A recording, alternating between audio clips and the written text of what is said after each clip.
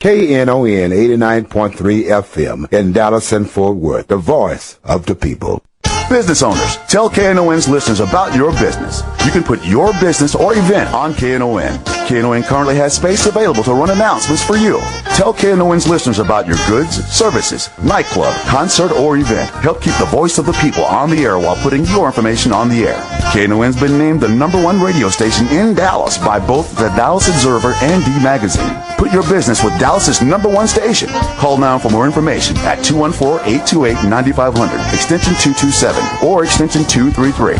For more information, go to knon.org and click on the Run Spots on KNON page. It's a great way for your business to support community radio while letting more people know about you. Yo, what's up? It's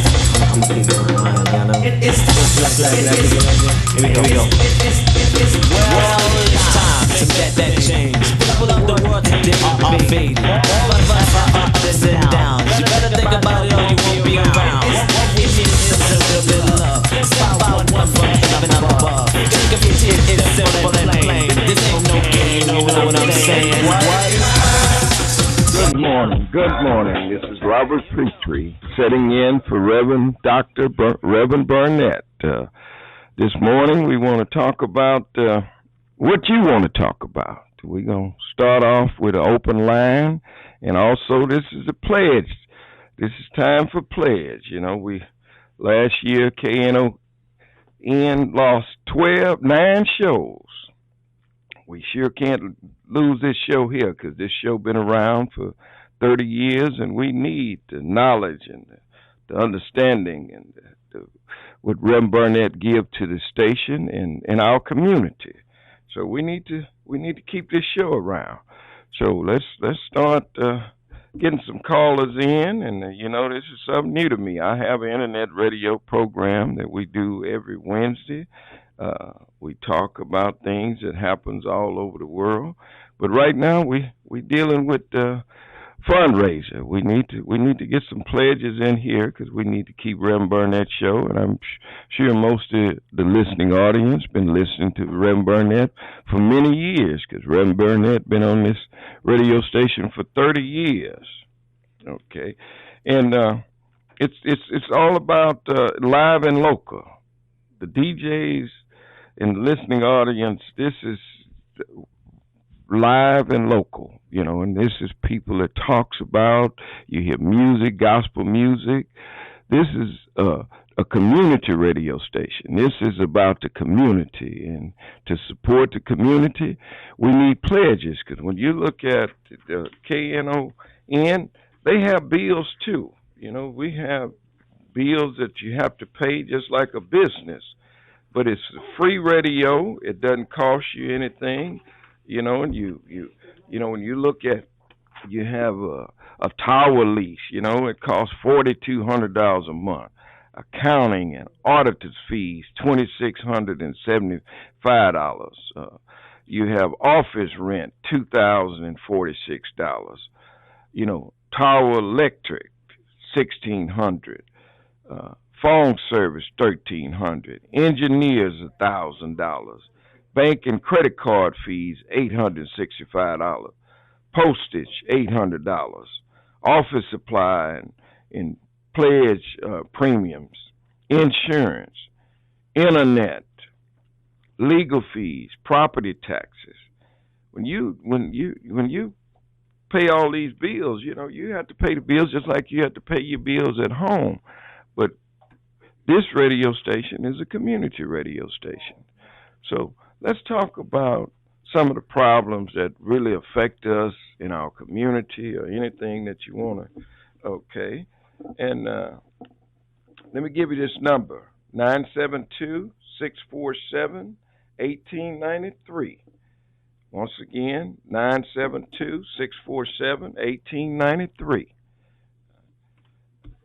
So we are here, and we need some pledges this morning. Let's get to that's a $100 pledge. You get a Dickie black and gray two-tone work shirt. This is a button-up shirt with 2 pockets. Right pocket has KNON logo. The back has KNON 30-year anniversary, 1983 to 2013. Design in white. Sizes, medium, large, extra large, 2X, 3X, 4X. That's for a $100 pledge. Also, your choice of a black and white T-shirt with 30-year anniversary, 1993, 2013. Design in the front. You know, you have the small, medium, large, extra large, 3X, 4X. These T-shirts will fit anyone. Make your pledge. You know, also you have a lady super soft jersey, purple, with a 30-year anniversary design on the front. You have small, medium, large, extra large, 3Xs. A $50 pledge, $90 for two. You have a black and silver e-reader for iPad carrying case with KNON on it, Voice of the People design, a $50 pledge, or you get two for $90. Okay. Okay, right now we have a concerned citizen. Is that not? Okay, let's hear from our concerned citizen. Give me a call. Yes, sir. How you doing this morning? Just great. How you doing? I think I'll be all right. What I want to hear from you on the local level, Obama been to Texas several times, at least 3 or 4. Has he come to the areas that need the most help? In your opinion, now that's just asking you, in your opinion. Well, I don't know exactly where he went when he was here. I know he's limited to what he could do, but I think that if we could get some funds in these communities, I'd rather get some funds into the inner cities of America, all over America, is what's needed. You know, just seeing him on television, I mean, that's great. But I think that what we need, because it's an economic embargo. But do you know he was here in Texas this week? Oh yeah. I seen him on the news. He was here. What did he do to encourage help for our community? I'm talking about. Well, I think I've been to Washington to the Black Congressional Caucus for the last 3 years, and the president was the speaker, and it was always something interesting that he said. He said that I'm president, but you all are out there in the community. You know what problem exists. Bring it to me or bring it to the government, and let's work on it. Now, when you look at the leaders of our community, in many ways, they got their hands out, they're taking money and trying to benefit themselves, and they're not taking that position. So I think that if the blacks in America dealt with the problems that affect them in their community and nationally, I think that having a president like Barack Obama, I think he would have that listening ear, and I think that he could go in. But you can't do all the work as a president when it's supposed to come from the people. So, okay, now let me ask you one more question. Sure. This Obamacare thing, them people, the Democrats. By the way, I'm gonna let you know that I'm a independent, a progressive independent. I usually vote for independents and most of the Democrats. Well, I just don't want to feel that you just But let me just say this here too. Okay. I just don't want you to just sound like you just anti Barack Obama too. Now. No, I'm not. Okay, go ahead. Come on, man. I voted for. I told you I mostly vote Democrat. Okay, well, go ahead and tell me what you. Go ahead, I'm listening. My point is, he was tricked into this Obamacare by the Democratic Party, and he didn't know what was in it because it's 2,000 pages. Then now he apologized because he got caught. He kept standing up until the last day that you can keep your plan, you can keep your doctor. You know that's a lie. You can't do that. But you're talking millions of Americans that's uninsured. I mean, you sound like these folks that I hear on Fox News. No, I don't listen to Fox Well, News. I mean, you may not listen, but you read. may have something in common. But when you talking millions of, and we talking about black, white, all nationalities of people that's uninsured. Right now, Obamacare is trying to insure these people where you don't have to just go sit up there at Parkland Hospital all day in places like that where you have insurance. However, Robert Pitre, listen to me. Why would they not sign up for it? They get to keep their doctors and their health care. They don't have to sign up. All the people that's in Congress and the White House, they don't have to sign up for Obamacare. Why are they forcing it on us? Well, let's see when this computer, when the website, this is what stupid is, whether right. it's black or white. When the website get fixed, let's just see. Just give them another couple of weeks. Man, this dude already got on TV and said he lied, he apologized, he's sorry because he got caught. Okay, well, all right. Well, it's good to hear from you. And so I want you to understand that the Democrats need, by the way. What is the? Let me ask you a question. Office, he couldn't even win office. So let me ask you this here. What are the independents doing? What is your independents doing? I am voting for the right people. Trying to get. Once I find out they're not right, I don't vote for them no more. Do you live in Dallas, Texas? Do you live in Dallas, Texas? I live in Dallas County. I live in Lancaster, Texas. Okay. Everybody know who I am. I'm a concerned citizen. Okay. And I ain't scared of now person that's walking. I ain't even scared of the president. Anybody that votes for a punk must be a punk himself. Okay. All right. That's including Obama. Okay. That's all right. Okay. Well, the lines are open, and you can see that we accept calls from anyone that called in. We didn't cut him off. We let him say what he had to say. It was a little disrespectful at the end. But do we have any other callers coming in? And once again, this is our pledge. It's our month for pledges, and this radio station need pledges because we got to keep these doors open because we can have opportunities for anyone that wants to call in and voice their opinion. Because your opinion is important. Just what we just heard is some people would help them make a better decision on things that they want to do. But we got to deal with problems that affect this city as a whole. I continue to hear about economic development and coming to Southern Dallas, and we got a golf course now coming, and we got an equestrian center coming, and this is economic development. So call in and tell me, if you live in Dallas, Texas, in the inner city, and tell me where some of the developments is at, because I keep hearing them saying that the development is here, is coming, and they've been saying it for years.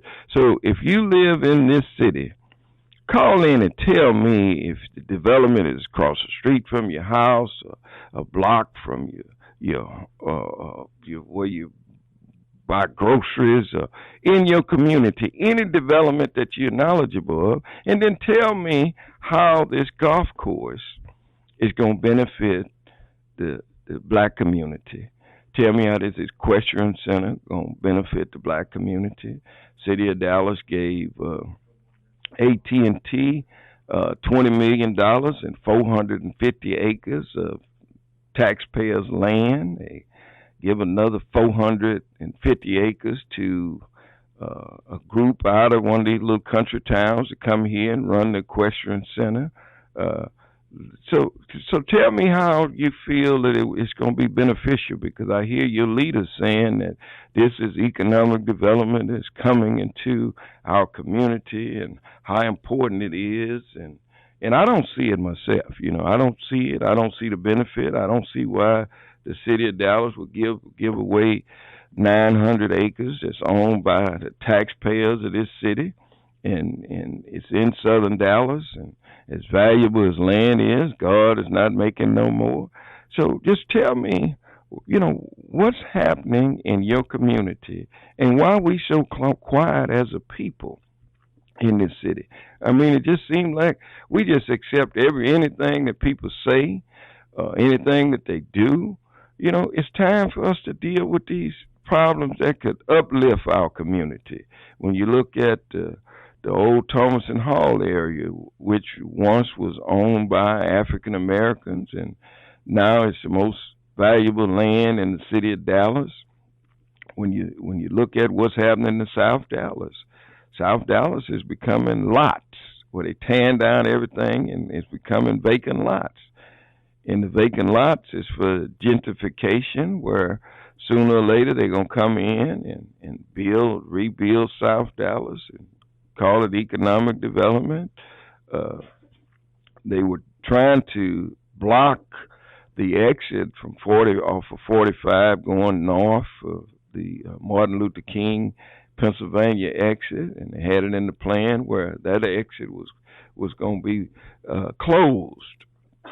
Some of the community people, myself and some others, we were able to stop TxDOT from closing that exit, because what that was about is to keep blacks from coming into South Dallas, and because of the future plans of South Dallas, because the way things are going right now, we're not going to be the ones in South Dallas in the next 5 to 10 years if you African American, because they come and get this community.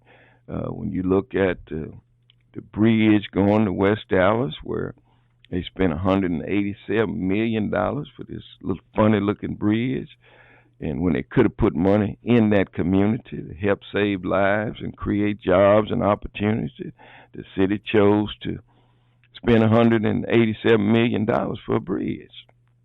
When you look at the bridge, the park over Woodall Rogers, $110 million. I think the city spent $55 million. You know, and it's a little park, and you know, and when you look at the inner cities of Dallas, Texas, you have no development, no jobs. If you have a job and you live in the inner cities of America, you got to leave every day to go to work and come back. That's wear and tear on your car. It costs you money for gas. You know, we got to look at these things. You know, we got to look at them, but we keep getting fooled and telling you about economic development. I heard the mayor the other day saying everything good is getting ready to happen in the black community. Grow south. You know, where is it growing? Where are the seeds at? You know, I don't see where it's growing. So if you feel like it's growing, call in. Call in. Just like concerned citizen called in and gave his opinion. You know, call in and give your opinion. You know, I know I'm not Rev Barnett, and I know that, but I know that it's our pledge drive, and we need money. We need some money. We need somebody to come in and make some pledges. You know, I promised Rev Barnett that I was going to do everything that I can, but when you look at if you're not getting money for your show, you could stand to not be here. You know, when you look at 9 shows last year was lost. You know, Knon, they don't sell their donor list, so you don't have to worry about somebody else calling you asking you about some money. You know, it's on 24 hours a day, 7 days a week. I mean, that's so. But we have a caller, Kevin, on line 3. Oh, I'm going to take a break. We're going to take a break. Okay. We got to take a break. Okay. And Kevin, we're going to come back to you just as soon as the break is up.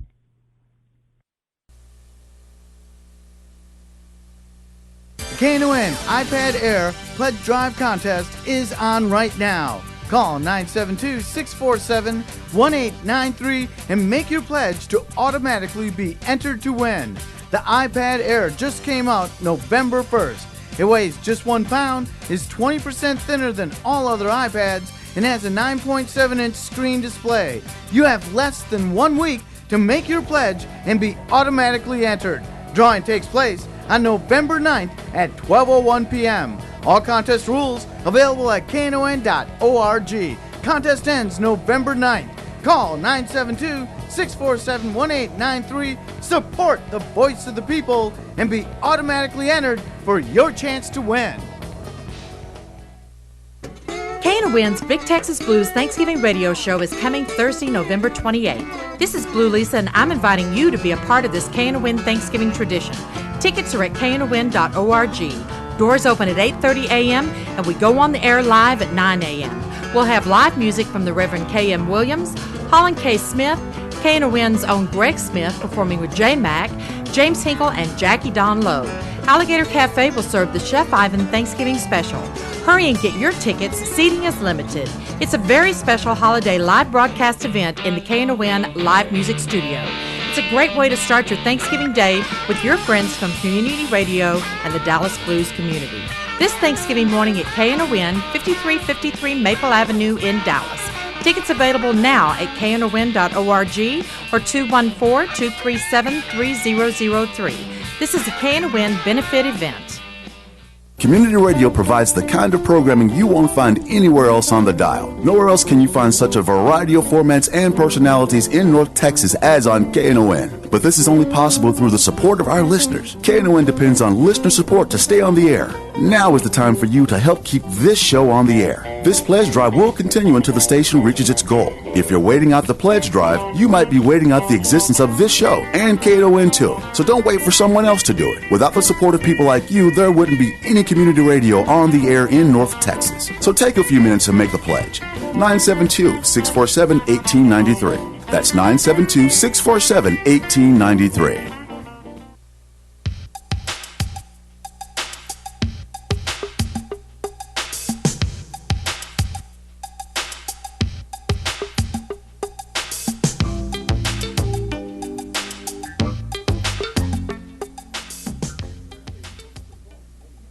Good morning. Good morning. We back on the Rev Barnett show.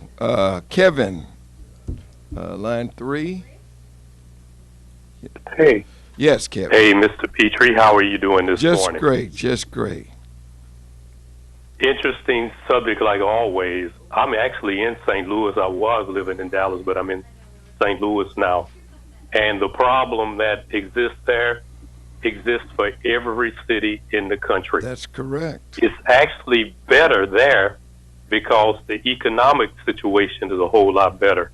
But when you go to some of these other places, and St. Louis is one, the economic development is much, much slower. Right. Now, you made a point, and this is the problem that we have, is when they say that they're going to come into southern Dallas or wherever it is and do economic development. The problem is that they. Right. It should be us. Right. I remember that you stated several years ago that, and you always talk about it, and you're exactly right about the economic embargo. But I remember one thing that you stated, that yourself and Mr. Cottrell yes, was trying to get something like $100,000 loan. That's or correct. Purchasing some land or something. I can't remember exactly what it was. Right. And you all were turned down. We were turned down. And Proline made exactly $40 million. Proline made $40 million that year, and that was my best year in business. And we were buying something for $137,000 that was on the tax roll for $800,000. Mm-hmm. You know, and so the financial doors, the bank doors are closed in this community.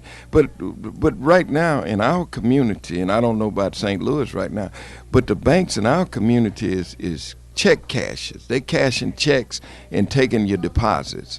And then if you go in, if another individual writes you a check and you don't have an account with that bank, they charge you a fee from $6 to $10. That is being done here as well. And, you know, Mr. Pitre, we can complain all we want to.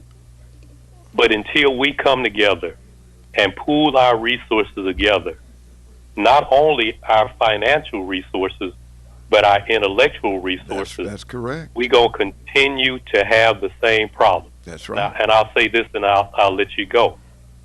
You cannot build $10 million churches and not have some kind of financial power or some kind of leverage to where you can convince people to put in their hard-earned dollars to build these buildings. Right. So if we would take that same example of these churches and mosques or whatever the case may be to build these beautiful structures, we can use the same mentality to go out, pool our money together, purchase land, and build our own businesses. And until we get to that point, it doesn't matter whether you have a black man in office or a quote-unquote liberal white person in office or quote-unquote a Ku Klux Klan redneck Tea Party thinking person in office. It will not change until our mentality changes. You're correct. Now, when you hang up, you're not going to be able to listen to the show, right? Yes, I am. I'll listen to it over the internet. Oh, well, great. Because when you look at in the inner cities of Dallas, you have churches on every other corner, and then we have our mega churches but see, it's the mega churches benefits the bank and other communities more than it benefit our community, and let me tell you why and how. See, when you deposit money into a bank, the Federal Reserve gives a bank 4 to 5 times the amount you deposit to lend back. Now, what happens with our deposits in a lot of the major churches, when you put that money in the bank gets 4 to 5 times the amount that you deposit, and they take the money and invest it in other communities. They give our churches a deposit slip, and that's what we get. And our communities stay blighted, but it develops the other community. And then the cash flow. See, the banks live off the cash flow. And then people say, well, such and such a bank is financing in our church, so I'm going to go put some money in that bank. And a lot of times the preachers tell you to go put money in that bank. And so the banks say, hey, we'll let them have $20 million, but we're going to get the cash flow.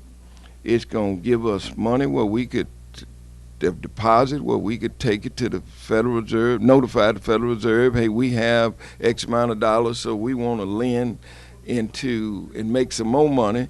And it's in North Dallas and other communities, and we get nothing. And that's what I can't understand. Why do we continue to allow these things to happen to us, and we do nothing? We don't stand up and that. If you go back and you deal with my history, I had signs on my fence about banks not loaning money to the black community, and then banks started loaning money, and they came in with the Bank One and the Nation Bank came into our community, but we didn't put pressure on them. See, you got to put pressure on them. And when the people come in there talking about we gonna grow south and you don't see nothing, it's just like a man that a farmer saying, well, I'm gonna plant me some cotton, and I'm gonna plant me some potatoes, and I'm gonna plant, and you don't never see nothing. You don't never see nothing. And Mr. Let me chip in if I may. Go ahead, Mr. Pitre. If someone comes and tell you that they're going to do something for you, and if you understand as well as you know that what they're doing, the way they're doing is they're using your own money to do it, it is your duty to say, okay, wait a minute, that's fine, but I need to sit down here and I need to sit with you all, and we need to be able to benefit from this as well. Because every culture has a way of doing things.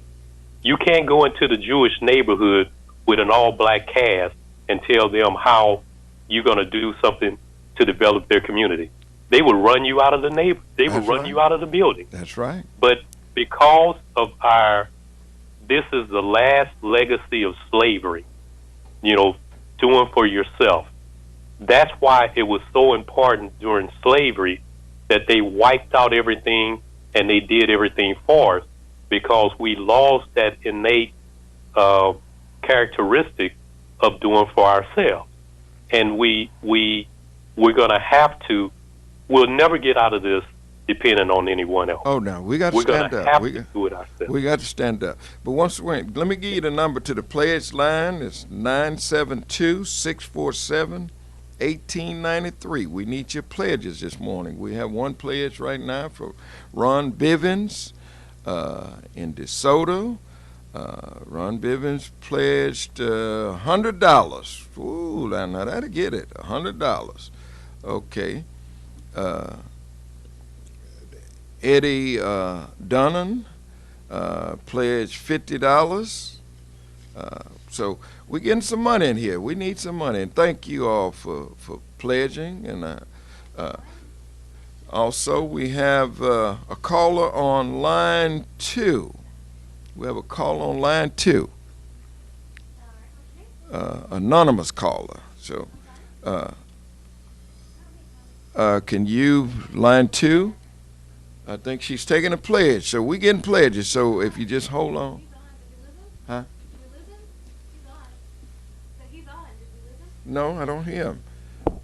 Hello? Oh, they must be cut off. Okay. But right now, the number to call in is 972-647-1893. We need your pledges. This is very helpful to the radio station because we need to keep talking about issues. And then not just talk, we're supposed to take the information that Rev Barnett have given you for the last 30 years, and we got to take this and take it to the streets. We got to take it out there and deal with this, because we have some issues, and if we keep losing ground, it's just like if you were in a war. And you keep backing up and losing ground and losing ground and losing ground, you're going to get to a position where you can't go back no further. And that's kind of where we headed, because when you look at the lack of economic development in our community, and then you got to look at the future of our children. When you're talking about 49% of little black boys dropping out of school, I mean, education is most important. And when you look at the statistics of people that go into prison, 70% of these inmates is high school dropouts. And I heard a disturbing statistic, and it said 1 out of every 3 black boys experience prison in their life. I mean, is that necessary? But if you don't create jobs and opportunity in your community, we're gonna continue to have these problems. Where you don't, my grandfather used to always say, if you don't work, you're gonna steal or sell dope or depend on somebody else. I mean, we talking about good-natured young men born to be successful, but they don't get the opportunity to be successful because of the lack of economic development. And when you have an economic embargo where you can't go in the banks and borrow money to create jobs and opportunity, is no development, and all you see is a blighted community. You see drug infested. We got to do more for our children, because we talk about the ones that walking around with the pants hanging down and no jobs. But it was 2 generations before them. So all they doing is copying off of what they see. They born in this round. Okay, we have another call. We have Tony on line 3. Good morning. How you doing? Just great. Yes, I wanted to comment. Part of the issue is that when I look at what Black Wall Street did up in Tulsa, they didn't go to the white man. I heard another town that was in Mississippi, basically almost self-sufficient. We have had black banks who have misused black money and went under and here in Dallas. And part of me look at, we always ask for something. See, my thing is this: I'm 43. The rap community ain't never asked anybody for anything. Who? The rap community. And granted, Is our community being used by corporate America? Yes. But at the same time, we have created millionaires in the process. But we didn't ask for anything. We just took it. Right. We're always asking people. Well, let me say this here to you, Tony, and I'm not going to. The banks is regulated by the federal government. When you talk about banks, we're talking about banks is supposed to be an institution that's open to all people in America, because those banks might have more white employees and make all their loans to white people. That ain't the way it's supposed to be. And let me just correct you on the black bank, Sunbelt Bank. Sunbelt Bank failed because they didn't get enough deposits. And one of the reasons they couldn't get the churches, because the churches was tied up with these banks, because the other banks had their mortgage. So they couldn't bring their account to Sunbelt because they had the other banks had their mortgage. But in the community didn't come out and put money in the bank. I mean, that bank should have grown. Now, here's an example. Now, the location where Sunbelt went out of business, State Bank of Texas, Indians, came in and bought that facility, put a bank there, and now they have 5 banks. They have 5 banks. So we got to put our money where it benefits us. But now, I've heard a lot of people say, well, you know, y'all depending on white people. No, these banks is supposed to loan you money. They don't just supposed to cash checks. They supposed to loan money.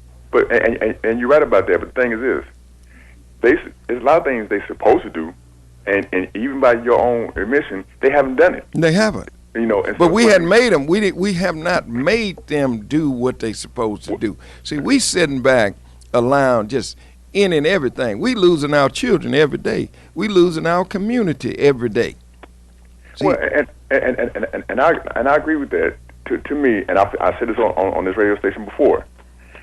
You know, but when you deal with politics and territorial politics, you know, you can't get things done. That's right. We already have a superstructure already in place in America, in Black America. New York has one of the biggest black banks in America. Atlanta has 2 or 3 insurance companies. Chicago, New Orleans have investment companies. All we got to do is go to these people and say, hey, can you put a satellite? No, it's not that easy. It's not that easy. It might not be easy, but the structure is already exists. But see, they have to see when any time like a bank in New York, Atlanta, you know, you have policies where you can't lend to all the way across all the other states into Dallas, Texas, and make loans. You have areas that you can make loans, and when you leave the city where your bank is and come to Dallas and other cities like this, that affects your lending policies, and you can't do it because the banks are set up for the community in which they are.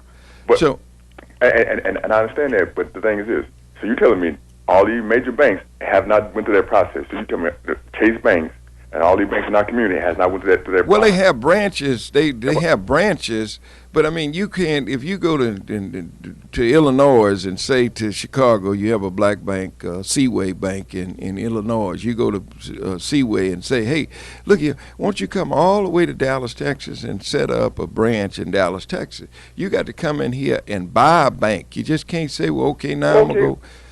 Whatever that process is, and when I say that, I'm using Dallas as a model, meaning that there are a lot of black communities that need these institutions. Right. I'm saying this: if you have a structure already in place, and if they put banks in Atlanta, and we use all the sources we already have, and put it in major black communities all over America, that bank is bigger. It is greater. Right. And okay, you got to buy a bank. So what? My thing is this. You keep making excuses, right. and believe me, I understand what I'm saying, that a lot of the black politicians here do not want that. They want that money to stay here and to grow here. They want, but these black billionaires are not putting their money here. So my thing is, if they don't want to help me, screw them. Right. I will make a way happen, right. And I'll leave you with that. Right. Well, that's good. You know, but going back to, we need development, and I think it's time for, Dallas, Texas to realize that we need a bank. I mean, it wouldn't be no problem to have a bank. You know, when you look at Seaway Bank is having problems right now. But we're going to have to take, we've got a break coming up, so just we'll go back to our conversation, because I want to kind of stay on that, because I want to try to make people understand what we need to do. Okay. It's the big show, and it's coming soon. Knon first annual Latin Energy Fall Festival. Sunday, November 17th at the Alamo in Dallas. Starting the legendary Fito Olivares, MC Magic, Los Bad Boys del Valle, Presión, freestyle music from Leo De Leon and Danny Damien, Químicos del Son, and Two Code Syndicate. Knon DJs will be in the mix all day. Lawn chairs are permitted, but no coolers. Cowboys by week. Doors open at 4 p.m. Tickets are only $10 in advance. You would pay more anywhere else to see Fito. All ages event. Tickets are available at knon.org. The Alamo. Top 10 records and partidas in Oak Cliff. T-Town Music in Pleasant Grove. Forever Young Records and Traders Village, booth 54 in Grand Prairie. Two Cold Syndicate and Stevie D. We got tickets everywhere and on the web at knon.org. The Alamo is located at 2701 North Stemmons Freeway in Dallas. That's the first annual Knon Latin Energy Fall Festival. Sunday, November 17th. For more info, knon.org. The Knon iPad Air Pledge Drive Contest is on right now. Call 972-647-1893 and make your pledge to automatically be entered to win. The iPad Air just came out November 1st. It weighs just 1 pound, is 20% thinner than all other iPads, and has a 9.7-inch screen display. You have less than 1 week to make your pledge and be automatically entered. Drawing takes place on November 9th at 12:01 p.m. All contest rules available at knon.org. Contest ends November 9th. Call 972-647-1893. Support the voice of the people and be automatically entered for your chance to win. Community radio provides the kind of programming you won't find anywhere else on the dial. Nowhere else can you find such a variety of formats and personalities in North Texas as on KNON. But this is only possible through the support of our listeners. KNON depends on listener support to stay on the air. Now is the time for you to help keep this show on the air. This pledge drive will continue until the station reaches its goal. If you're waiting out the pledge drive, you might be waiting out the existence of this show and KNON too. So don't wait for someone else to do it. Without the support of people like you, there wouldn't be any community radio on the air in North Texas. So take a few minutes and make the pledge. 972-647-1893. That's 972-647-1893.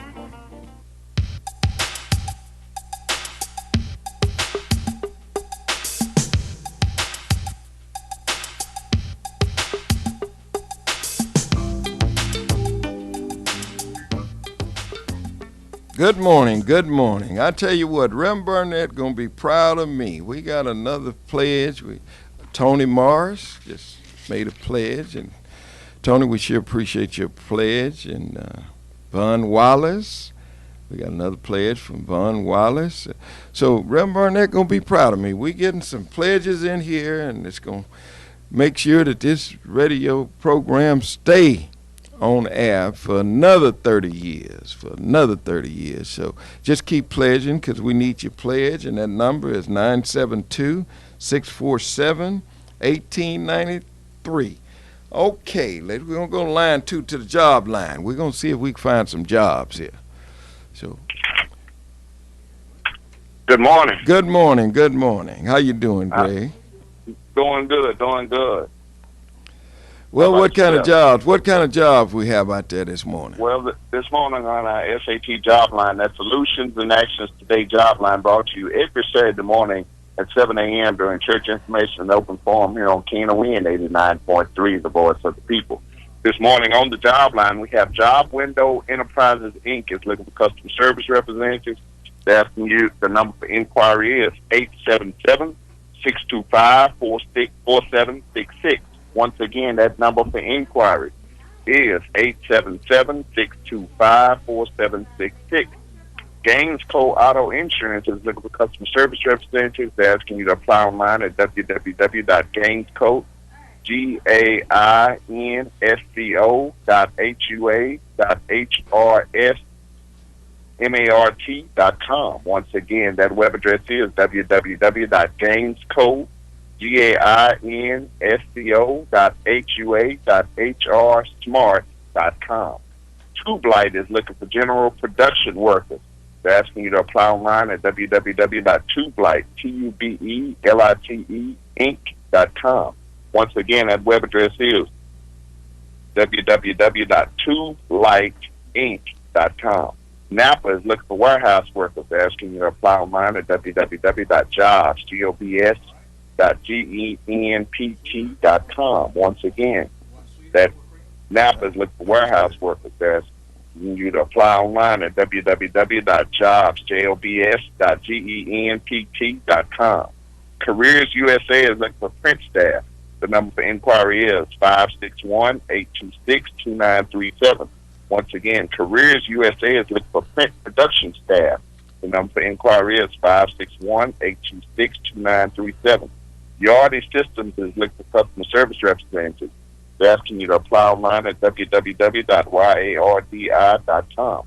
Once again, Yardy Systems is looking for customer service representatives. They're asking you to apply online at www.yardi.com. If you are a child-loving, patient, and energetic individual and would like to work in a daycare setting, the number for inquiry is 972-290-4995. Once again, if you are a child-loving, patient, and energetic individual and would like to work in a daycare setting, the number for inquiry is 972-290-4995. If you are a person affected by addiction and need assistance with your recovery efforts, or an ex-offender trying to make their transition back to mainstream society and need assistance with job search, the number for inquiry is 214-634-2722. Once again, if you are a person affected by addiction and need assistance with your recovery efforts, or an ex-offender trying to make their transition back into mainstream society and need assistance with job search, the number for inquiry is 214-634-2722. Today is a good day if you're looking for a job to find one. Let me repeat that. Today is a good day if you're looking for a job to find one. Today is also a great day to make a pledge to church information in open forum and follow through with it. Today is also a great day to make a pledge to church information in open forum and follow through with it. Robert, I overheard, I've been listening in on the show, and I overheard you say what your grandfather said. But also the Bible prescribes that if a man doesn't work, he doesn't eat. That's right. Let me ask you a question, Greg. You live in southern Dallas. Yeah. Are you seeing any of this Grow Dallas, this economic development in your community? Are you seeing anything that, No. And I keep hearing them talk about economic development. Dude, let me ask you another question. Do you think that that golf course that's going to be off of Loop 12, east of 310, is considered economic development for the black community? Now, that's what the city did. They gave AT&T, one of the most wealthiest corporations in America, 450 acres and $20 million. Right. Now, how and then it's going to be a private golf course. Now, exactly. how would this benefit black people in southern Dallas? It's not. Now it is not. I mean, how can it when it's private? They don't have to accept you. I mean, Condoleezza Rice has been how long? Just joined Augusta National? Right.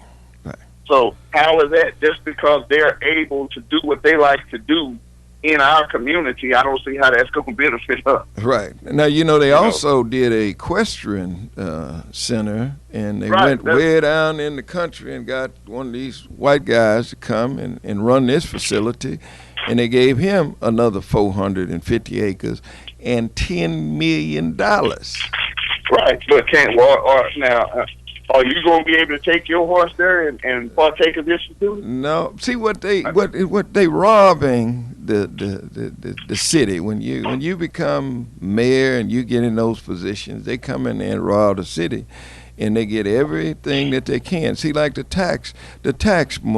bond money, that was $642 million that the taxpayers of the city of Dallas, the residents, going to have to pay for it. Now, when you look at that, now what did we get out of the $642 million? They give $328 million to the east side of downtown, which that Thomason Hall area that we used to own. Now, in southern Dallas, we don't get nothing. You know, right there where we are, right around UNT, we tried to get them to put $8 million in there that would really give basic infrastructure to 650 acres of land for development, if they want to see development. But see, what did they do? They wouldn't even put it in there.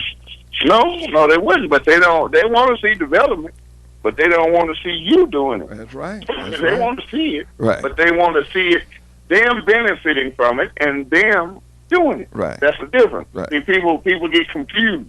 Right. You know, they want to see it, but they don't want to see you benefiting from it. And as I stated, what good does it do for them to develop your backyard, for them to come play lacrosse and other sports that they like to play, hockey, and you can't participate? All you can do is sit in the house and look out the window, and you see them having a good time. How does that benefit you? That's right. And then, you know, another thing, the major conspiracy, when you look at UNT campus and you look across the street, all that land from Camp Wisdom all the way up to West Wheatland Road is owned, 90% of it is owned by blacks.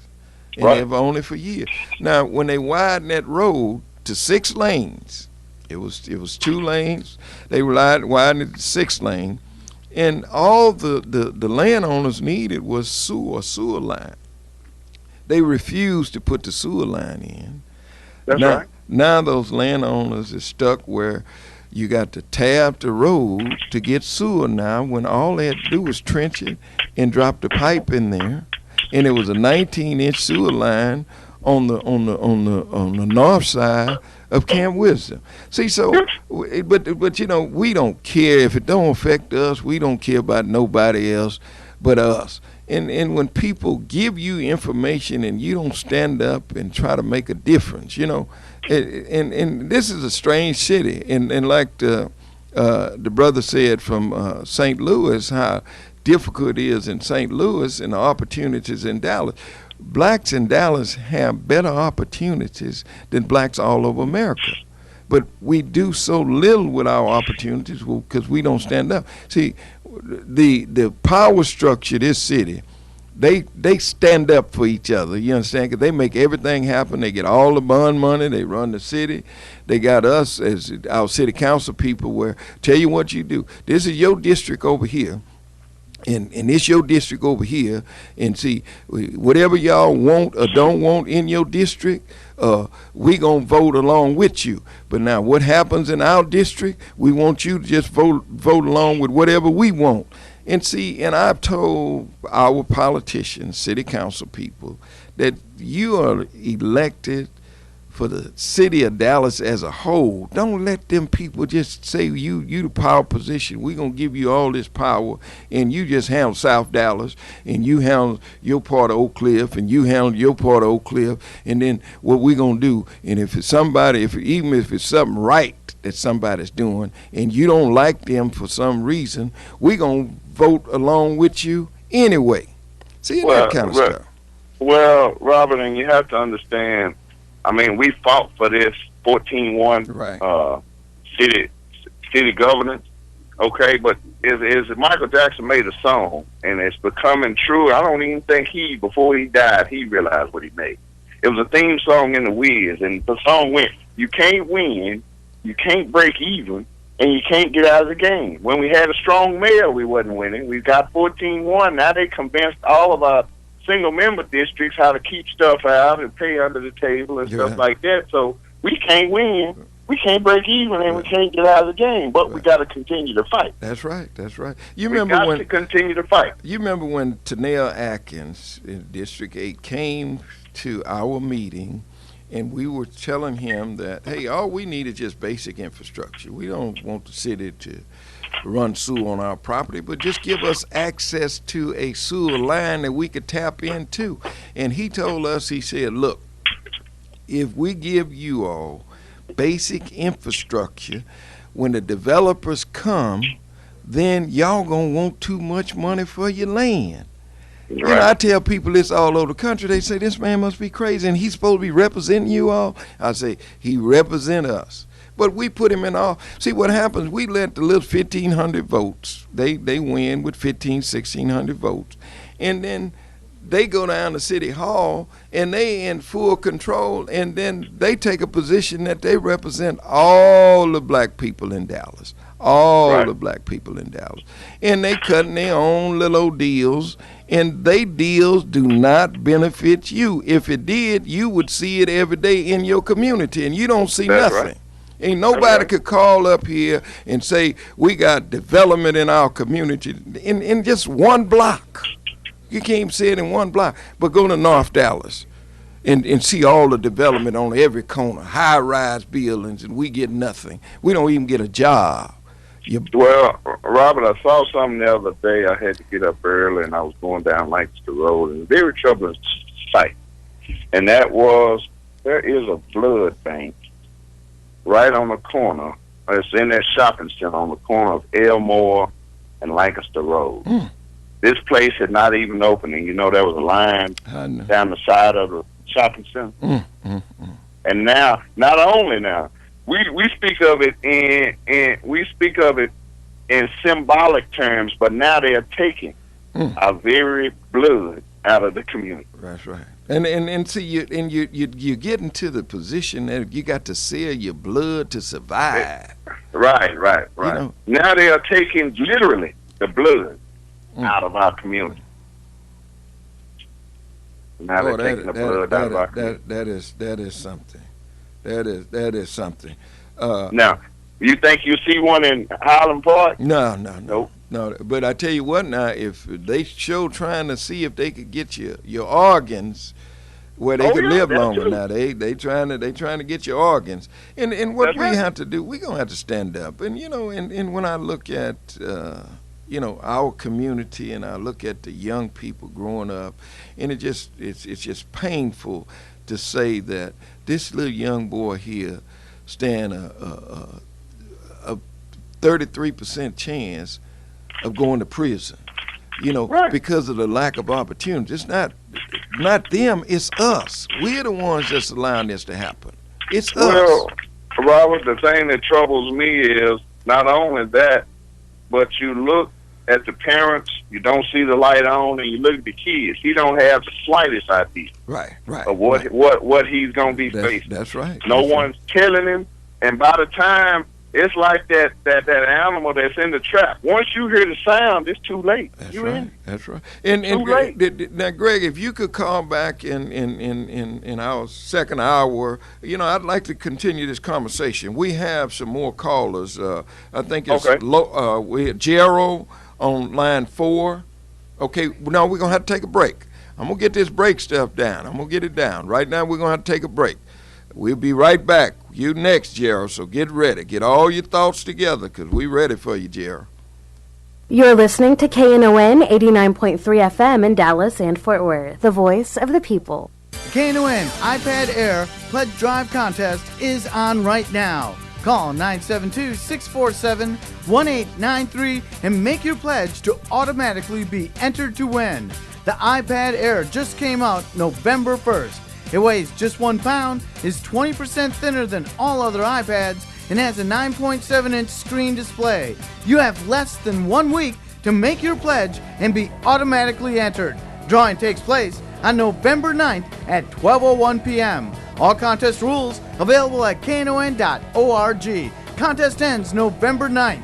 Call 972-647-1893. Support the voice of the people and be automatically entered for your chance to win.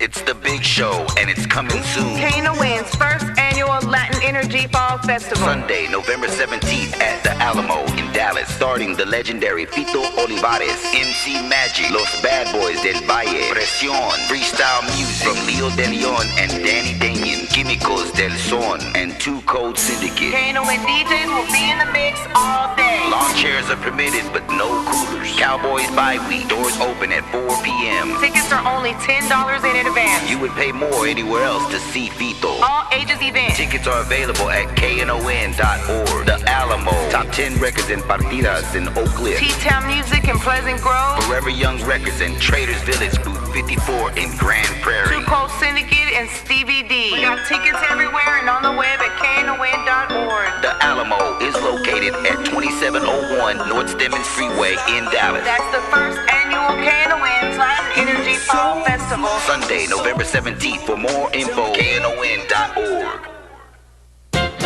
On Wall Street, it's assumed that anything can be bought and sold, from fraudulent investment packages to Congress critters.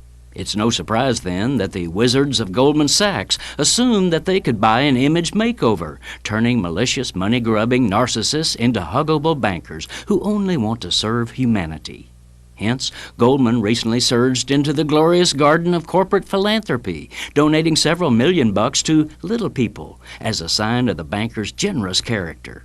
But who do the Goldman Sachers think they're fooling?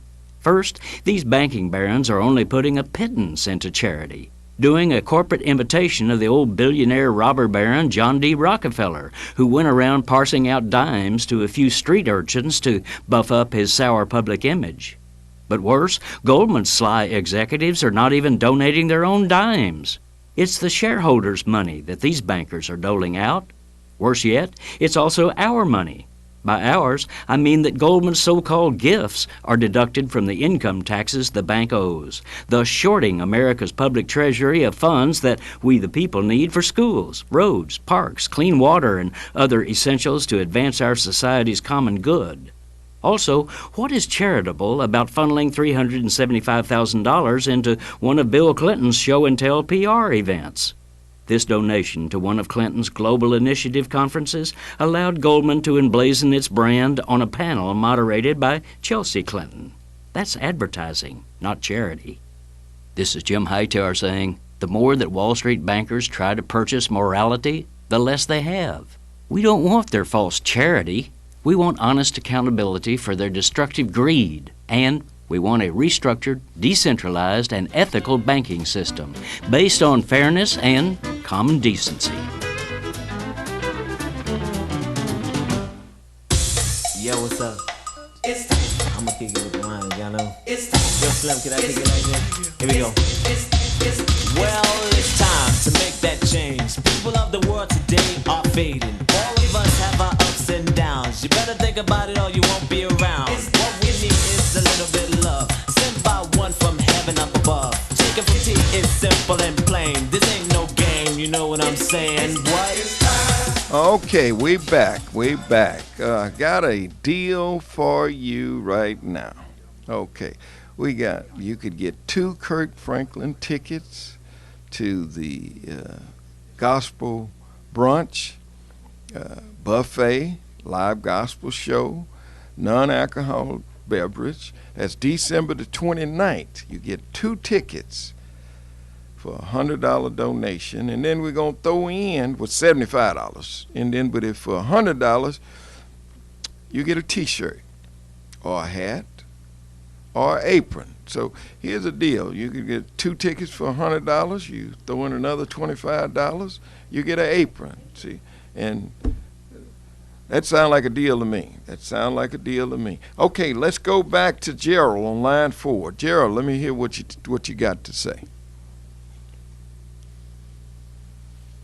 Okay, Gerald, we were waiting on you, Gerald. Okay, what about Lopez on line 3? Hello. Yeah, hello? Yes. Yeah, can you hear me? I could hear you. Yeah, my name is, I think it's Leotis. Oh. Leotis Price. Okay. And I came in on the part where you were talking about, like, some of the problems in the black area and you know, the stuff they're doing. And when I look over there at Greg's Field, that area, that's the area I kind of grew up. Well, I played part 1 of football over there, and then it was kind of predominantly black area. But what the problem I see is some of these churches over here, they're our biggest downfall. Because I go to Pilgrim Rest Baptist Church. Well, Dr. Cito Watt, my pastor, but what our church did, we sold land, but the land we sold is not even in our community over there in that Roseland town area. The church sold some of the land for like $2.something million. Okay. And then the land that was sold, they building these high-rise condos. And I asked the people, I said, how many of the people in our church are really going to be able to afford these high-rise condos they building? And so I just feel that sometimes we have opportunities to do stuff, but we just give our stuff away. Right. Well, when you can't, the church took the money, and I think y'all build another church. Right. Like you have to know what it's worth. They don't really care about these houses and stuff. They just want the land so they can do what they want to do to it. Oh yeah. It's called gentrification, and this is happening all over America. See, but when you can't go into banks like developers, a developer is no different than me or you. He has access to capital. He go in and hire architect, engineer, and he get his financing, and he build whatever he want to build. But see, you can't go into a bank and get the money to hire architect or engineer or to buy the land to develop. And see, that handicaps you. It's kind of like I was telling the white guy the other day. It's kind of like if we running 100 yards and I start on the 1 yard line and you start on the 80 yard line. I got 100 yards to run. You have 20 yards to run. Now, who's most likely gonna win? The person who has a distance. Right. But now here's the deal, and then I'm dealing personally. In this city, I've started on the 1 yard line. And a lot of these folks been on the 80 yard line, and I beat them every time. But they come back and tell me, but you got to go start all over. You got to go start all over. And so, but when you're out here trying to make a difference, and then you're trying to get your people to understand that, hey, it's time to fight. See, a lot of things that happen to us, and on my radio program, internet radio show, we were talking about it, the effects of slavery. See, when slavery, and I had white callers that called in and say, we need to put slavery behind us, man. I ain't had nothing to do with it, and y'all need to just forget about it and pull yourselves up by your tennis. And I'm saying, but people have been affected. That head start in those opportunities, but a lot of fear was put in our people when they cut the babies out of women and killed. So when you look at all these things, and you somebody got out of line and didn't agree and stood up, they beat them with the whip, and see, a lot of this is still instilled in us. And see, everybody should go watch the 12 Years of Slavery, and you look at the slave master. He was the preacher that was defining what was in the Bible. And see, that's why we in our churches, we rather go back 2,000 years than deal with what's happening to us right now today. Hey, tell me about how can I make a difference in my life today? Yes, Jesus was here, and Jesus fed the sick, the poor, but right now, how do I feed myself, my family, my community? How can I make a difference? And see, that's what's not happening right now. We more into, when you go to church, you go back in history, you go back past slavery. And they're going to tell you about the Jews and the Romans. But what about blacks in America today? Tell me how to be a better human being. Yeah, but I noticed that I've seen in my church some people that come in off the street asking for food. We turn them away. I'm like, we got this big old church with pantries, and somebody come asking for something to eat, and we turn them away. To me, that's a problem. That's a problem. And I tell you what, now here's a bigger problem than that. Now, all these churches come in the next couple of weeks. We gonna help the poor people and the hungry, and they go down and get the people from under the bridge, and we do this here Thanksgiving and Christmas. Now, what about the other 363 days that's left in the year, and we continue to allow this to happen out here? See, we make the church weak. The people in the church make the, in your position, and you feel like you dissatisfied with the church, you got to take a stand. Let them, you telling them the truth. If they can't stand the truth. I spoke out in the meeting about it because I was pissed off when we're gonna basically give away our land. I'm like, if you're gonna sell all of it, you don't break off part of your land. I said we should have sold the whole church. Then, okay, y'all gonna build us another church somewhere else, and you're gonna give us cash. That's how you do it. Right. You don't break bits and pieces, and then it's just like, and then what you say about the churches, it's like we have so many powerhouse churches that can do so much for the black community. You got the Potter's House, you got Tony Evans, you got all these churches. So if we would have come together, all these blacks said, hey, let's build up some apartments. Let's build up a shopping center. We losing our senior citizens. They don't have a place to stay. Our youth is in trouble, and you don't hear them. They telling you about 600 BC. And something else I wanted to speak on is the situation with Rich Incognito. I'm a big-time Dallas Cowboy fan, but I know you probably heard of it, how that the white guy, he was bullying and sending that racist message. But the problem I have with, a lot of the media in Dallas, they were mad over Dez Bryant for overreacting on the sideline. You had some people saying that he needed to be cut from the Cowboys. But on the other hand, you got a white guy who's using racial remarks and downing this black guy. And it's like the white media, they're trying to say, well, that's kind of the culture of the NFL, and that just shows you that's why America never gonna have problems because it's. Well, I'd have to, but I'm gonna disagree with you. See that Cognito, and now I looked at him, see how big he is, but I wouldn't even let him bully me. He can't bully me. I mean, you'd hear about what he done to me, that he picked me up and he threw me through the window, some of that kind of stuff, but. This Martin guy, now, for some reason, to me, he's weak, very, very weak.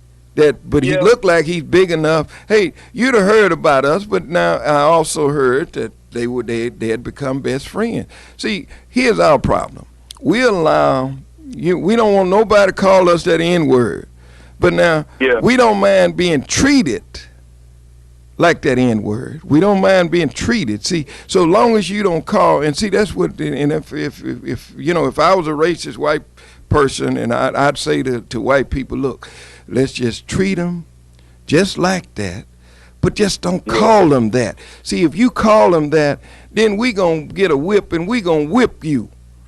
But see, that's our deal. They could treat us like this, just don't call us that. And I think that's just foolishness on our part.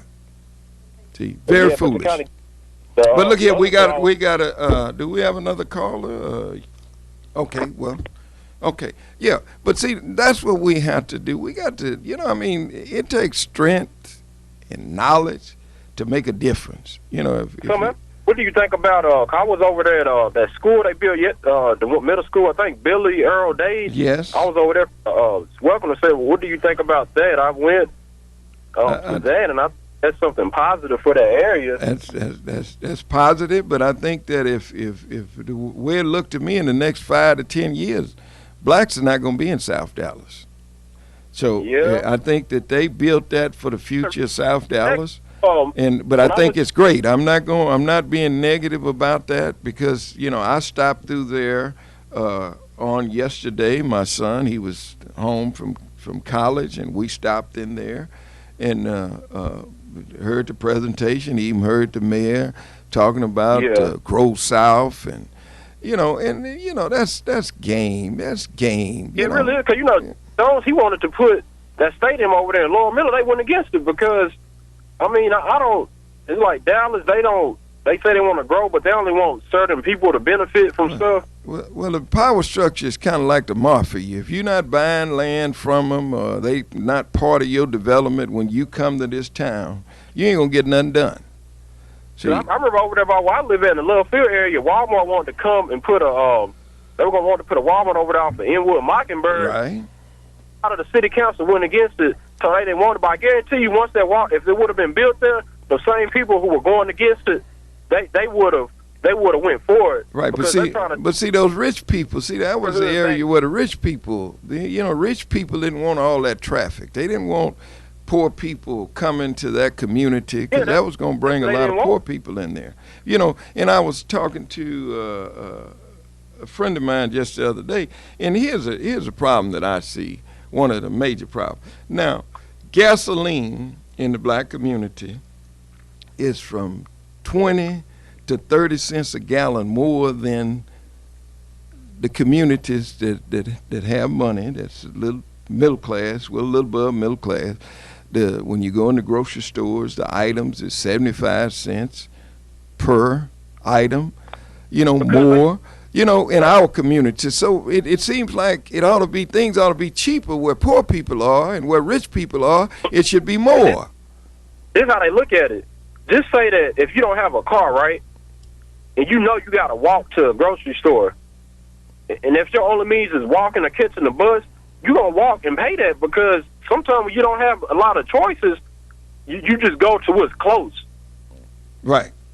And that's how they able to overcharge people sometimes, But see, you got to, you have to stand up, and see when people like, I notice a lot of these, I don't really know the race, Oregon, they run all these hair places, and people say, man, they treat us so bad. I said, well, stop spending your money there. That's right. I said, if 90% of the customers are black, and we all say we're not going to come there no more, they're going to go out of business. Right. We have $1 trillion income as blacks in America, $1 trillion. And we depend on other races for our food, our clothes, our shelter, the education, our children. I mean, something is wrong. Something is wrong. It really is. Yeah, there's something wrong with this picture.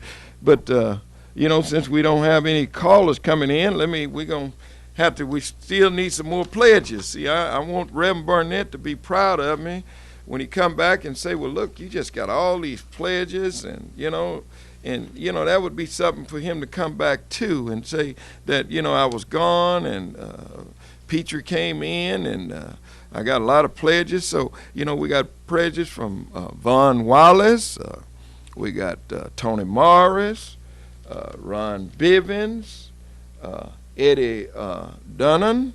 So let's see if we get some more pledges in here. Let's, because we're talking about some real issues, and help this radio station, because this is the only radio station in Dallas that you could have your freedom to call in and talk about issues that affect you, talk about whatever you want to talk about, and nobody cutting you off. You had an opportunity to just talk. So let me get some pledges in here where Rev Barnett would say, hey, you did a good job. And maybe, if he go out of town again, he might let me host a show again. But also, I have a show that's on internet radio. And, I don't know if I could say much about it, but I have a show. It's every Tuesday on internet radio. So, but we must do something. Here's the people that lead you. You got people that you elect to represent you, and they get in office and you don't make them accountable. Why? And they got the chest stuck out, and you call them, you can't meet with them. I've been trying to meet with Tanel Atkins now for 3 months. And he won't even, I can't meet with him. Can't even get him to call me back. And I'm one of the largest landowners in southern Dallas. We own Skyline Ranch, a 90-acre facility, and we can't go to the banks. We had to go outside of Dallas to finance our business. And then when you go outside of your city, they charge you more interest. So, we pay, $6,000-$7,000 more a month on just a note, because we had to leave the city of Dallas to go and find another bank. So, and see, that affects your business when you losing this. And you multiply, $7,000 a month times 12 months and see how much additional money that you just throwing away because you had to pay high interest rates. See, we got to wake up. Okay, we got on line 2, we got Al. Al, come on, tell me what you got going on. Talk to me, Al. I was wondering, I know you're talking to the entire Metroplex, and you keep saying Dallas. Also, I just wanted to say about the suppression over here in Fort Worth. Yes. They have a very peculiar thing. They have an old community called Como, where the blacks were forced to, if they wanted to live here, they had to buy land there. And some realtors was going around, and anytime anybody died, he'd send a arson team by to value his property so the realtors could buy it really cheap. Right. And it's right there by Camp Booty and heading into Ridgemar. Right. And I think that was very oppressive. Those realtors, if that's what we want to call them. And that's not all I want to say. I want to thank you for talking to the entire Metroplex. Right. And it's when you look at see gentrification when land is God's not making no more land, so and land has a value, Oh yes, it is. These developers, they don't care nothing about what's the existing structure. Their deal is give me the land where I could build on it. And let's oppress this community where we ain't gonna do nothing about the drugs and the crime and the hopelessness, and we just gonna oppress this community where we could come in and buy it for little or nothing. See, all this is by design. And see, if you don't be productive in your community and stand up for change. See, these banks sitting in your community, man, and they ain't making no loan. They cashing checks. That's they check cashing businesses when they should be banks. They regulated to loan money. And these banks are not just the institution to loan money to white people. They supposed to loan money to any qualified person. And then they make the qualification so difficult for you. It's time for a break. They had another weird thing there. But Al, we it's time for a break, and I'm learning about this break. Take a break and let me talk to you for just another second. Okay. Just hold on. Keep Al on. Okay, we're going to a break. KNON's Big Texas Blues Thanksgiving radio show is coming Thursday, November 28th. This is Blue Lisa, and I'm inviting you to be a part of this KNON Thanksgiving tradition. Tickets are at knon.org. Doors open at 8:30 a.m., and we go on the air live at 9 a.m. We'll have live music from the Reverend K.M. Williams, Holland K. Smith, KNON's own Greg Smith performing with J. Mack, James Hinkle, and Jackie Don Lowe. Alligator Cafe will serve the Chef Ivan Thanksgiving Special. Hurry and get your tickets. Seating is limited. It's a very special holiday live broadcast event in the KNON Live Music Studio. It's a great way to start your Thanksgiving day with your friends from Community Radio and the Dallas Blues community. This Thanksgiving morning at KNON, 5353 Maple Avenue in Dallas. Tickets available now at knon.org or 214-237-3003. This is a KNON benefit event. Hey, this is Greg A. Smith from the Radio Blues Review. If you like what you're hearing and you want to help support great community radio, pick up your phone and call 972-647-1893 and make your pledge right now at 972-647-1893. Hey.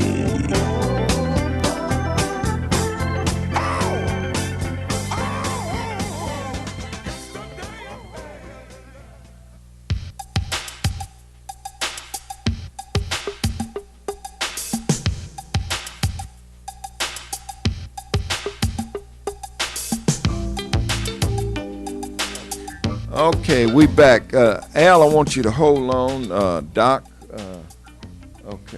Okay, Al, come on back. Doc gonna come on after you. Al, go ahead, Al. I just want to say, back in the day, Como used to have a anti-white demonstration, and they had it on July the 3rd. And it's Fenris Press, and they used to set off firecrackers and stuff like that in the neighborhood.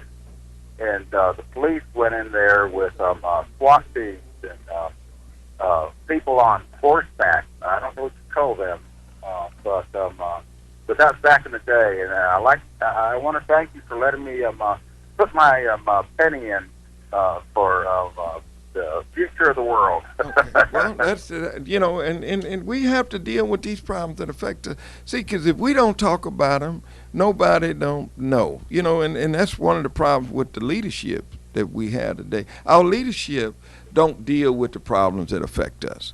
And once our leadership start dealing with the problems that affect us, and then it gets on the national level, because it's an economic embargo of the inner cities of America. Fort Worth, Dallas. I mean, this is the reality of it. But now, do you hear our leaders talking about this? And then many of our organizations, they're getting contributions from these corporations. And if you say something wrong, you're gonna lose your check. If you don't cooperate. Right. If you say something wrong, you're gonna lose your check. If you and a lot of people that have jobs. If you say something and your boss hear that you said something that he didn't like, hey, you looking for a job. See, and the only reason why I could talk like I'm talking, because I'm independent. They can't take my job. I don't have a job. I don't work for them. They haven't turned that bad yet. They haven't turned into bad, really bad people like those who came before it and tried to perpetrate their evil. Right. I want to thank you for your time. Well, appreciate you, and keep listening. Keep listening to KNON, and we need pledges, because without the pledges, you can't have a show like this on. I'm there for right? you. Yeah, because if we were talking on one of these other radio stations like this, they'd be. I wouldn't be able to come back. Rev Barnett would have been off. So we need community radio. We need it. So, but Al, I really appreciate you. And then we got Delvin. Delvin is called back. Delvin, tell me what's on your mind on line 4. How you doing today? Just great. I, look at things from the foundation. Go ahead. Yes. How you doing, brother? I'm just great. Tell me. Let's go with the foundation. Let's start the foundation.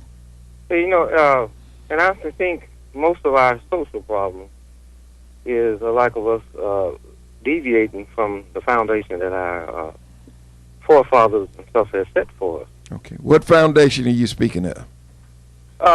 Our first thing was we wanted our freedom. So we knew that through the pursuit of academic excellence would hold us free, because it's hard to enslave the educated, because they're always revolt. Very true. Everything that I look at if any problem that I'm trying to solve, go right to the foundation. I don't want to hear all the other things. I'm gonna go to the foundation. Right. And we have deviated from our national ideology that our forefathers have put for us. That pursuit of academic excellence, community, working together, owning your own businesses, and running your own school. We had a national philosophy, ideology. And if you look today, everything we do without a foundation. So it never materializes because there's no foundation. Well, do you believe that there are forces that every day is conspiring to affect your foundation? And let me just give you some examples. After the civil rights movements in the 50s, 60s, heroin was dropped in the black community all over America. Heroin, and it destroyed the lives of many black folks and a lot of the young people. Now, when you look at 1972, they came back with the Superfly movies and Be Slick and snort cocaine, and you could do this and you could do that. Get your car like this, dress like this. You could start disrespecting your women. You could use them up. And then 1980, they come back and they drop crack cocaine on the black community of America. Now, you ain't heard of no catching us with no, just like we don't own no banks right now. We don't own no airplanes bringing in cocaine and dope. Now, we distribute it to each other in our community, but they put it right there for you to be able to do that. You know, brother, I've heard those arguments over the years, you know, and I agree. I look at social institutions and things. But here's the thing. We had cocaine, rock cocaine introduced to us. Our forefathers had burning and lynching introduced to us. Right, and we became strong. All the horrors we endured. But what brought us through those horrors and brought us out on the other side was the foundation that we never deviated from. We started to deviate from that foundation. Let me ask you a question, Devin. Do you have you had anyone in your family that was hooked on heroin or crack cocaine? Yes, I've had a lot of trauma in my life. See, because that's something that you just can't walk away from. I mean, you know, if, say, for instance, me, you, and 98 more people was in a room, and all of us tried crack cocaine, 96 of us gonna go back, and you and I can't say that we gonna be part of that foe that walk away from it. See, it's that powerful. It's that, and see, when you had those forces. I understand the social ramifications behind drugs, but here's what we do. This is what we do. If we can agree that we've deviated from the foundation, if we can agree right there. Right. But we've been helped. It's been a force to do that. Here comes the problem-solving technique. You have to introduce institutions within the black community to combat those outside forces. Okay, is that the church? Is that the church? No. What institutions you talking about?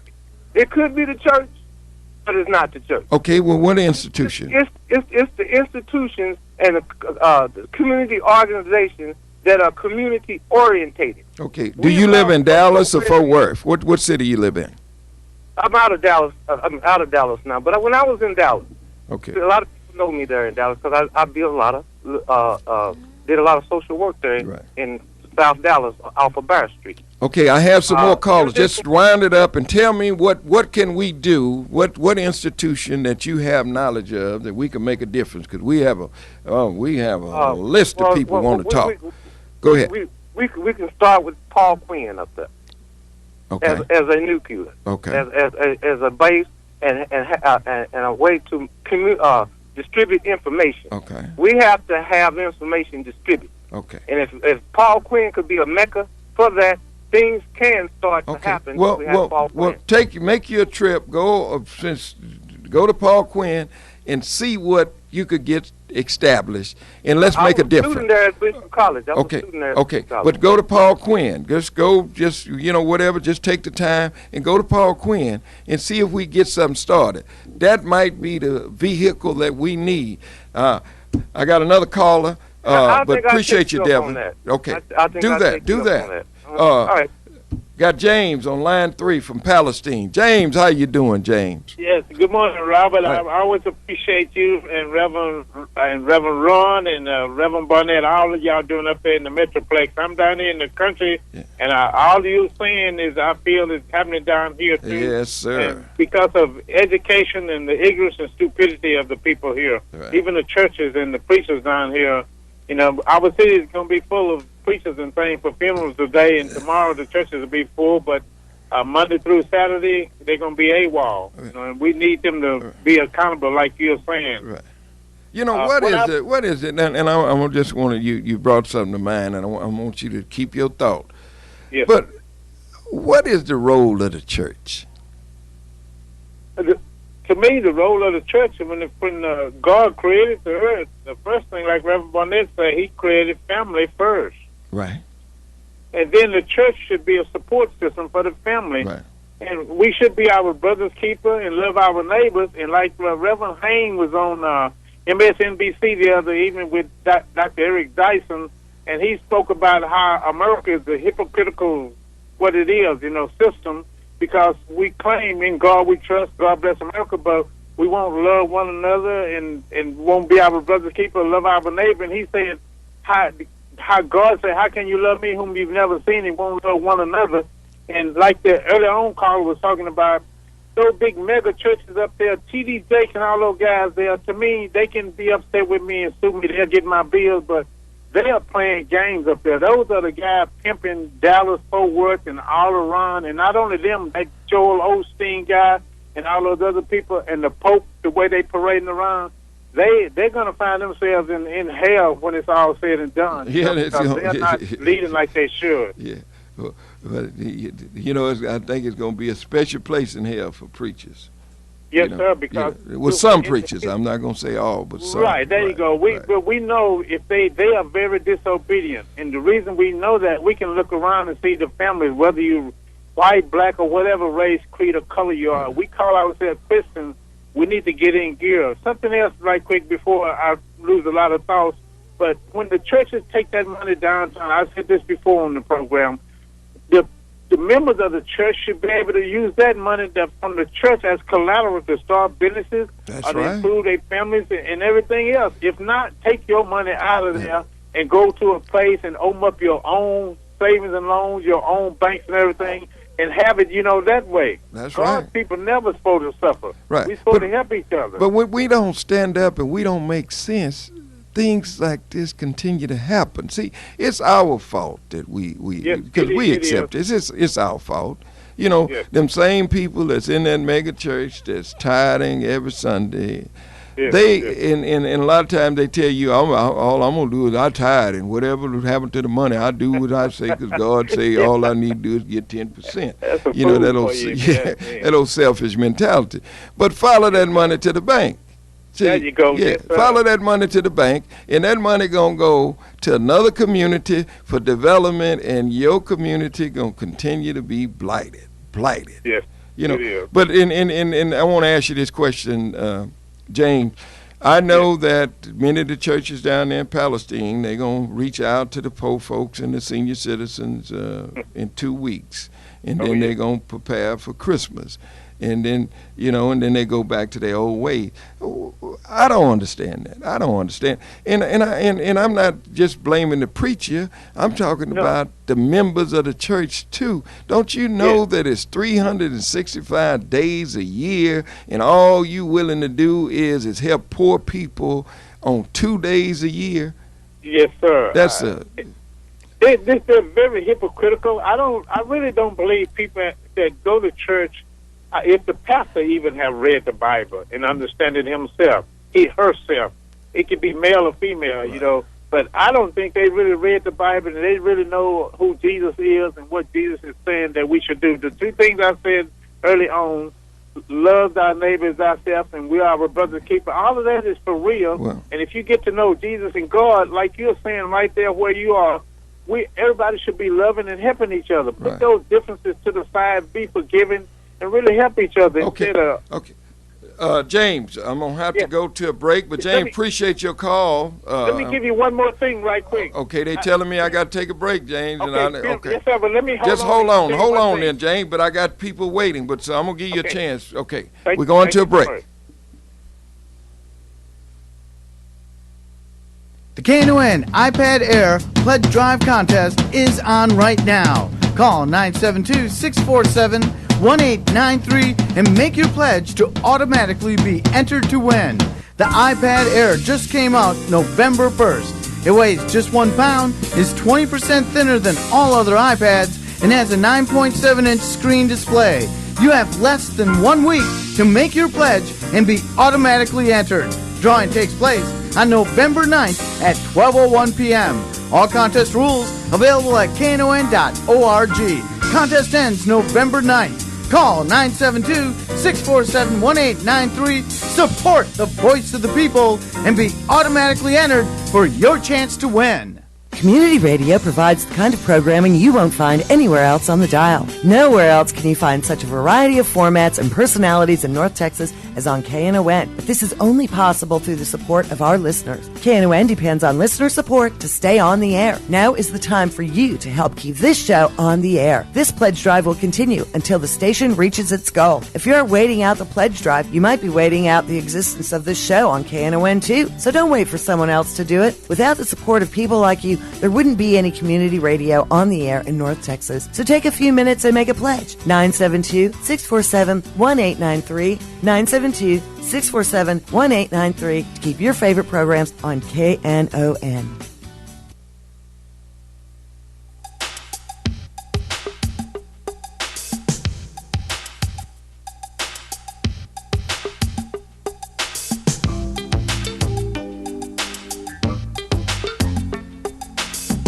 Okay, we back. James, just hold on for a second.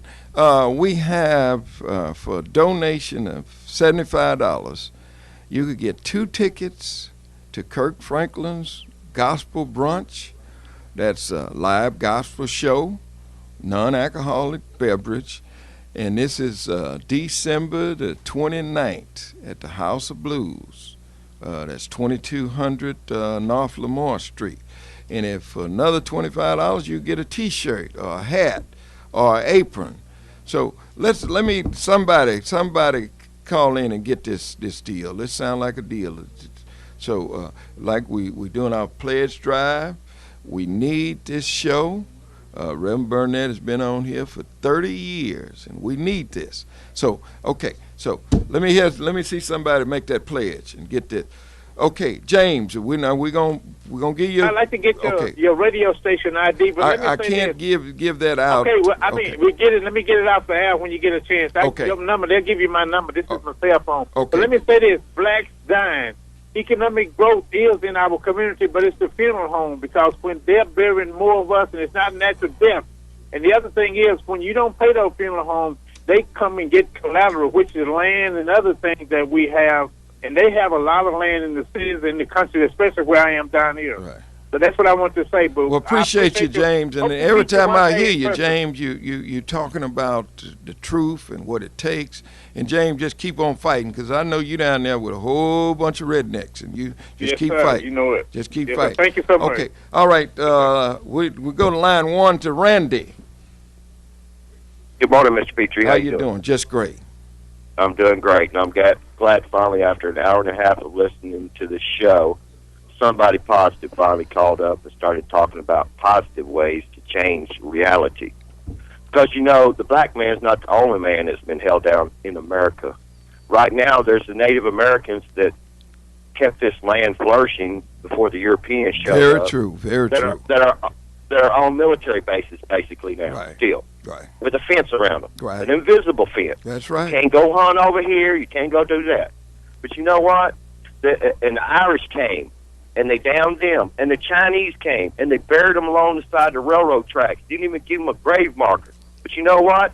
Somehow each one of those communities, just like the black community in certain cities and certain areas, have pulled themselves out of that oppression.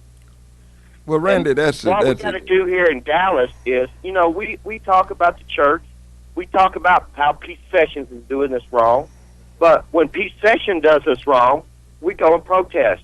A couple of 100, 200 people are out there raising heck with the signs. But when we talk about the mega church doing us wrong, I don't hear nothing on the news how people are going over there protesting them on Sunday, saying, "Quit sending our money." Well, we religious. See, blacks are more religious than anybody else, though, Randy. That's a crazy statement, Mr. Pitre. You're no more religious than I am. Yeah. I love God just as much as you we got more churches, we got more preachers, and we more humble. You got more false churches. You got more false preachers. Okay. But you know what? We pray that the church, our churches, whether they're white or black, would do the right thing. But you know what? Most churches are exclusionary. That's their goal, to exclude people. But one church that don't exclude people because they let me come there. and that's Reverend Barnett's church. So if you want inclusion, you go and you search. It took me 48 years to find a church that was about inclusion. Right. So until you go to that, and it's just like in South Dallas, it's just like you and other businessmen. If I know, Mr. Pitre, you know 4 or 5 people that are just like-minded and think almost exactly like you do. And if these 4 or 5 businessmen would go together and take $10,000 down to the auction, or the Dallas County auction that goes on once a month, and buy a piece of property that they're auctioning, one piece of property, South Dallas and the black community could take back and control one piece of property. Well, Randy, at a time. it's a lot better deals than that. It's a lot better deals than that. That's something that people could do, but it's a lot of better deals, and we need to come together. I mean, but Randy, I want you to also think about this. There are forces that's all over America, and you know what genocide is. You know, when you look at the forces that's attacking blacks in America, when you look at it's an economic embargo in our community, when our community they've dumped drugs and crime and hopelessness. When you look at it's 2,300,000 people that's locked up in prisons, in jails, and 1 million of them is black. You know, and a lot of it come from those drugs that has been dumped into our community. When you look at all these problems that, you know, you can't go into banks and borrow money, but if you're another nationality, you could go in there and borrow money. See, you're talking about we need jobs and opportunity, and it's it's kind of like every time you take a step, the ladder they add a step. See, I understand that. And you're trying to get somewhere, and they continue, and they move it away from you, and they continue to do it. It's very difficult. And then when you go back, and I want to ask you this question here, Randy. On my radio program, we have a white guy from East Texas, and we were talking about the effects of slavery. And this white guy said, y'all need to put slavery behind you and racism. Y'all got to overcome racism and effects of racism. Do you feel that blacks in America would be better off if they would forget about their past?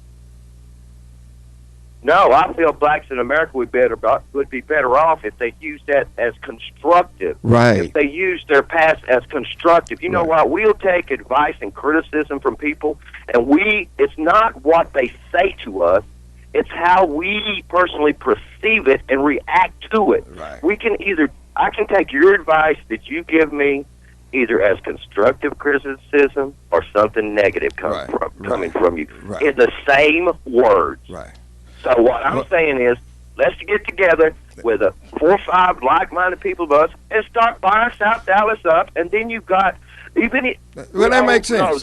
But see, Randy, you can't drive. See, and I'm gonna be a little critical of black. See, you could go buy a lot. You know, right now, if you say, for instance, if you have a grandchild, and I'm gonna say 6 years old, and you go buy a lot in South Dallas close to Fair Park, and say you pay $10,000 for it. Don't you know when that kid get ready in the next 10 years, that lot is going to be worth $70,000 to $80,000 because South Dallas is going to develop. I mean, it's an economic embargo, and it's going to develop. So if you invest in just a lot, you don't have to buy, and you could buy a lot less than that price right now. And just buy you a lot in South Dallas, and you'd be surprised that could be that vehicle that send your grandkids to college. But Randy, I have another call, but Randy, I really appreciate you calling in. We have Michael on line 2. Michael, let me hear from you.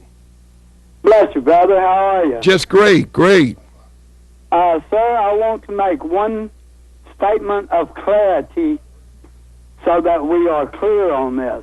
Did we say earlier that the American government has in the past and we feel is presently dumping drugs in the black neighborhoods? Well, the American government allowed Colin Brown, Colin Powell, Condoleezza Rice, American military, Barack Obama is dropping drugs into black neighborhoods today. Well, Barack Obama. Well, I'm gonna disagree with you, but let me say this here about as a military, Condoleezza Rice as a military. We call them Oreo cracker cookies when they behave like white boys. Well, let me say this here to you. Okay, are you gonna let me? Okay, do you wanna allow me to talk to? I accepted what you said. Now, here's some of the problems that I see. Now, and I'm gonna disagree with you about Barack Obama dropping drugs in the community. But now, when you look at, okay, but when you look at, yes, look into it. Okay, but when you look at, okay, Mike, okay, when you look at communities like South Dallas, now. That car wash been on South Dallas for, I'm gonna just say 25 years, 25 years, and it's just they just wheeling and dealing in drugs, and the police can't stop them, and then they can stop them. And I'm going to that, and then when you look at all these things that's happening, when you have investigations where they know that this person is selling drugs, and they let them sell drugs for years in this investigation because they want to get the man at the top. But they don't realize that thousands of people is being hooked on drugs and hundreds of people are dying. You know, it's something that when you go back, and I did some research the other day in 1932, they had the Tuskegee syphilis experiment from 1932 to 1972. Now, the American government was the one that experimenting on black men, a blood disease, the American government. And they didn't just stop after finding out what was being done. This is when everything stopped. But now this was 40 years. Now, what's so different about black men, blood, that it takes 40 years, and they gave syphilis to black men. They didn't treat black men with syphilis. Their wives, their children was born with syphilis, and all of this, and the people never knew. And this was the American government. So the American government has a role in the past and a lot of things that affected us that allows things to happen. So let's say in the present, bless you, sir. Right. Would we acknowledge that one fact? Are we saying that the American government has ceased supplying the opium from Afghanistan, ceased supplying the hashish from Afghanistan? Well, they hadn't caught them. They hadn't caught them yet. I don't know. I don't have no evidence. But right now, Michael, we have another call coming in. Yes, Condoleezza Rice, Colin Powell, Oreo cracker cookies, Martin King. Okay, bless you, brother. Okay, thank you. Okay, Raw King just made a pledge, and we appreciate Raw King. It's needed. Rev Barnett gonna be proud of me when he come back, because he gonna see, well, we got some money today. We got some money in here, and people calling in, and this is what it's all about. You support people, communities, organizations that's supportive to you. I mean, in this radio station, it's no radio station in America that would allow. Okay, and Doc want to tell you some things. Didn't we have some tickets for a show to give away here? Yeah, we just nobody called on the Kirk Franklin. Kirk Franklin. The brunch. Yeah. Okay. Yeah. Somebody called in. You get 2 tickets for $75. 2 tickets. And it's December the 29th at the House of Blues. That's Kirk Franklin's gospel brunch. And then for another $25, you get a T-shirt. Now, this is a deal. Now, if I could get this done, I think Rev Barnett would be very, very satisfied with me. So can I get someone to call in and take these 2 tickets to Kirk Franklin's brunch? 972-647-1893.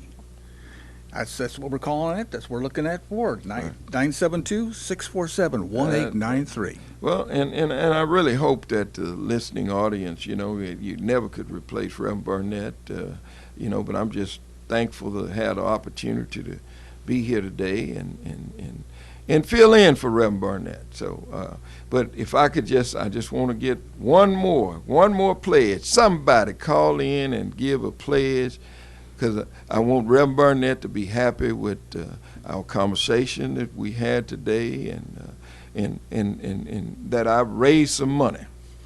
So, with any phone, it's not lighting up. Somebody, please, call in. If you do that, you'll be doing that for me and Rev Barnett and the radio station, KNON. Okay, well, I guess, I had to run over here and get some. We got some nice, good pledges here. We have a KNON apron. If you still do some barbecuing for that Thanksgiving turkey dinner, that's right. $4 pledge will get that for you. I have a KNON ball cap for the same price at $40 pledge. I got a KNON koozie 6-pack cooler for a $40 pledge. That's what we got. Lots of good stuff here.